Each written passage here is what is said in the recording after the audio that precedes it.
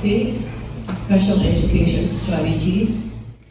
Gumawa ng kasaysayan ng isang eskwelahan sa Mozambique matapos itong nagsagawa ng kauna-unahang seminar na may programang bigay ng educators mula sa Amerika para ma-upgrade ang kaalaman ng mga guro sa bansa. Lumahok ang Filipino at lokal na guro ng Woodrow's International School sa special seminar na tinalakay ang estratehiya para sa mga mag-aaral na may special needs, inclusive education, multidisciplinary training at skills development. Itinuro rin ang mga kaalaman para mas ma-motivate at pakinggan ang mga ideya ng mga estudyante anuman ang kalagayan nito sa buhay, maging level ng karunungan at pag-iisip.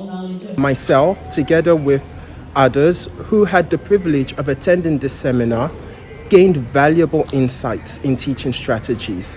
The seminar really highlighted the importance of intentional teaching, adaptability, and most importantly, empathy in creating an inclusive classroom where every student feels supported and motivated.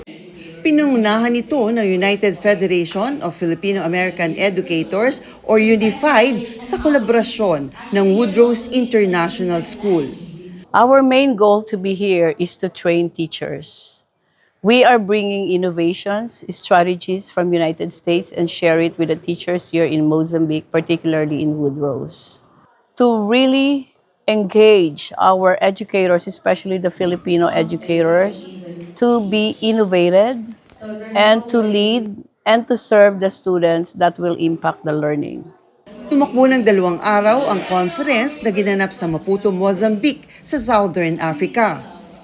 Dinaluhan ito ng educators mula sa 11 paaralan, isang bangko, maging Ministry of Education and Human Development at Department of Inclusive Education ng Mozambique. Umabot sa 150 katao dito ay nag-on-site training habang 50 ay online. Nakakatuwa kasi yung event na to nakapag-empower sa almost 200 na mga Mozambican educators from the north to the south of Mozambique. So, napaka-impactful ng ganitong klaseng collaboration kasi nakikita natin kung ano ang pwede natin pang maiambag as Filipino educators.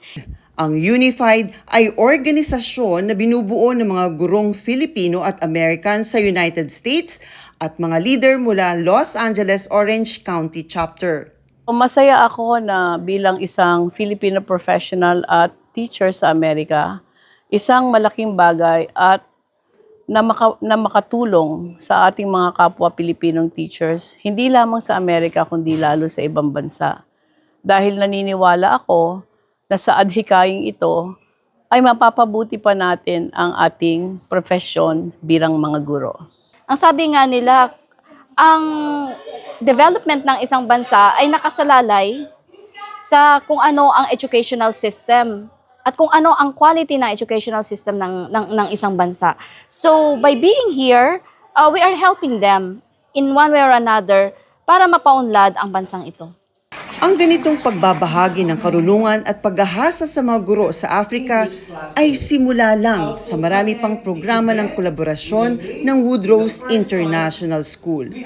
Nakakatuwang marinig sa mga teachers na umattend ng training na ito na naramdaman nila na bilang mga Filipino, handa tayong mag-impart ng ating knowledge, ng ating mga skills, handa tayong tumulong, magbigay ng pag-asa, at higit sa lahat ay tulungan ng bansang ito para mas ma-empower pa ang kanilang mga teachers. Sa kapwa nating Pilipino dito sa abroad, dito sa Africa o sa United States o saan mang lugar sa mundo, kailangan patuloy tayong magbukas ng ating mga isipan para tanggapin yung mga makabagong inobasyon sa pagtuturo.